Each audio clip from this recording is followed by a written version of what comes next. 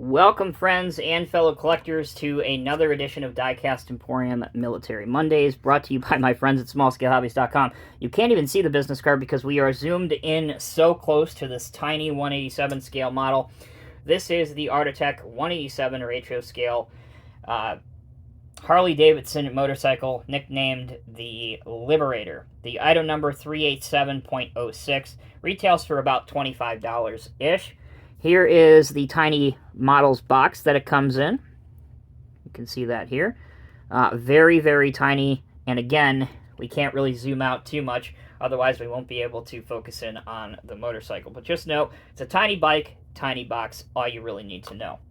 So, what was the U.S. military using motorcycles for in the Second World War? Well, really, this started in the First World War, where a lot of officers and a lot of couriers and a lot of MP duty was conducted using motorcycles. So by 1939, the US Army at Fort Knox, Kentucky, began testing the Harley-Davidson WL model.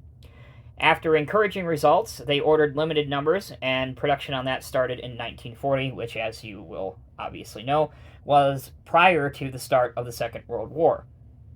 It was based on the then WL civilian model, which had a 45 cubic inch, which is also 738 cc's, flathead solo seat U-twin turbo engine. The A was added to the WL model to designate that this was being produced for the US Army. There were a lot of optional equipment that came with the motorcycle, but most of the standard equipment included ammo boxes, equipment boxes, leg shields, windshields with a lower apron, which you can actually see on this bike, and special blackout lighting package, and other things. Over 88,000 WLAs were built by the time the war in Europe ended by the time the Second World War ended in 1945. Some of the specs: 3-speed transmission with a top speed of 65 miles per hour if you had a perfectly paved surface to drive on. And as I said before, the primary reason for using motorcycles in the military, I wouldn't necessarily say that they're frontline vehicles or combat vehicles, but they were used a lot for MP, military policing work, officer transport, courier duties, checkpoint control, and radio responsibilities, among others. Okay, that's a very brief synopsis of the history of this bike in the real world. Let's now transition fully to the model that you see in front of you. Again, I cannot emphasize enough to you how small this model is. I will try to get a Sharpie pen in the background, which makes it look like it's absolutely huge. Then we'll take it back out. Despite this being so small, it does have a lot of detail on it, including, you can see the kickstand is down, the wheels, the extended windshield that I mentioned, the seat, the motor, the different pouches in the back.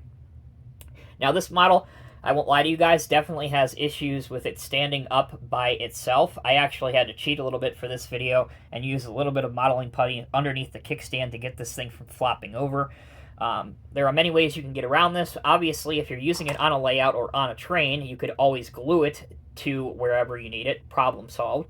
You could also use some modeling putty. You could also get a figure that may offset the weight and put him, on the seat of the bike. So just a couple general suggestions that I may throw out. Again, it is a static model, meaning the kickstand doesn't retract, the wheels don't roll, the front part of it doesn't steer, nothing is functional on it. That said, if you want an inexpensive, ready-built representation of what the U.S. Army used in terms of motorbikes in World War II, this is a easy recommendation. Again, retailing for about $20. Sometimes they go on sale for less than that. This one is lightly weathered to give it a realistic look and feel to it. And as you can already tell from the video, I know it's not the best in terms of high quality, being able to zoom in and move things around on it, but it is very well done and definitely one I would recommend. Now, the U.S. military, even today, still uses bikes. A lot of times, the special ops guys will use four-wheelers, ATVs, and even two-wheelers like dirt bikes to get around some hard-to-reach places, for example. So motorcycles, as long as there has been a modernized military, they have been used for a variety of different purposes. So again, if you want an example of one of the first ones, I would definitely recommend this Artitec Liberator motorcycle. Artitec also makes this with a sidecar, and they also make a variety of German bikes from the same time period, so you can outfit yourself with quite a collection without spending a whole lot of money.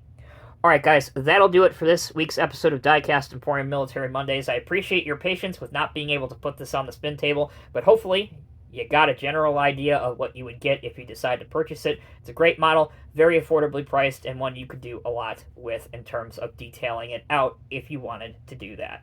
Thanks again for watching. Until next time, take care, be well. I'll see you in the next review.